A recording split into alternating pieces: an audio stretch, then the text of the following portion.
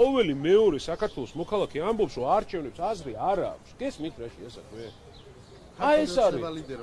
ქართული ოცნება ლიდერობს უბედურებაში, ქართული ოცნება ლიდერობს პრორუსულობაში, ქართული ოცნება ლიდერობს სიყალბეში, ქართული ოცნება ლიდერობს პროპაგანდაში, ფულის კეთებაში ლიდერობს, ჩვენი ნების გაყალბებაში ლიდერობს, ევროპასთან ურთიერთობის გაფუჭებაში ლიდერობს. ამაში ლიდერობს ქართული ოცნება. თორე აბა ეხლა მითხარით ბოლოს რა რეფორმა გააკეთეს, რომელთაც ჩვენ ვიამაყებთ.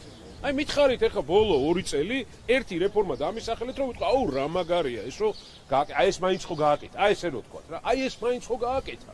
იტყვით რა ეს. ამ კვლევით ბატონო 32% იღებს ქართული ოცნება ამასთან დაკავშირებით. გავიგე 32 კი არა, 12-საც ვერ აიღებს თქვენ ნახავთ. პროკუროროში ამ გახარიასთან დაკავშირებით. 32% ხო უკვე წაგებაა. ზუსტად მაგას ვამბობ.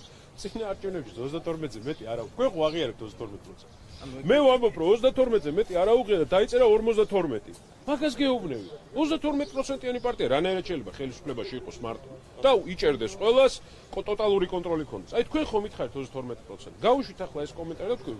კი ბატონო, წინა არჩევნებში 32-ზე მეტი არ აუღია ქართულ ოცნებას. და შესაბამისად დღეს ხელისუფლებაში არ უნდა იყოს. აი ეს არის სიმართლე.